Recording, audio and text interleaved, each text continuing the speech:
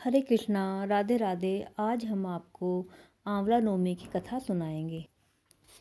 एक आंवलिया राजा था जो रोजाना 1.25 मन सोने का आंवला दान करके जिमता था। एक दिन उसके बेटे बहू ने सोचा कि अगर हम इतना आंवला रोज दान करेंगे तो सारा धन नष्ट हो जाएगा।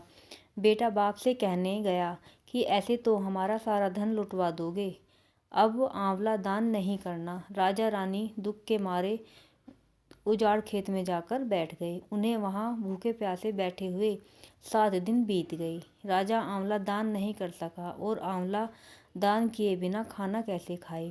जब भगवान ने सोचा कि अगर मैं इनका सत नहीं रखूंगा तो दुनिया में मुझको कोई नहीं मानेगा। भगवान ने राजा के सपने में कहा कि तू उठ और देख, तेरे पहले जैसा ही राजपाट हो रहा है, आंवले का पेड़ उग रहा है। उठकर आंवला दान करो और जीमो।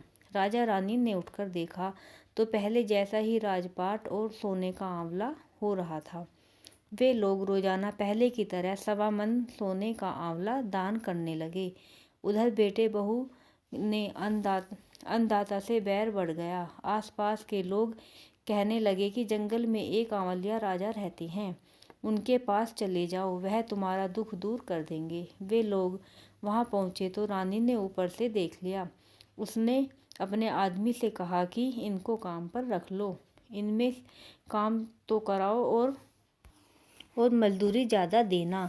एक दिन रानी ने अपनी बहू को बुलाकर कहा कि मेरा सिर धो दे। बहू सिर धोने लगी तो बहू के आंख में से आंसू रानी की पीठ पर गिर गया। रानी ने पूछा कि बहू, तू रोने कैसी लगी, जैसी बात है बता। बहू बोली कि मेरी सास की पीठ पर भी ऐसा ही मस्सा था, वह भी 1.25 मन आंवला रोजाना दान किया करती थी। हमने उन्हें आंवला दान करने नहीं दिया और घर से निकाल दिया। जब सास बोली कि हम ही तुम्हारे सास ससुर हैं, तुमने तो हमें निकाल दिया था, लेकिन भगवान ने हमारा सत रखा। हे भगवान, जैसे राजा रानी का सत रखा वैसे सबका रखना। कहते सुनते हुंकारा भरते का अपने सारे परिवार का रखना।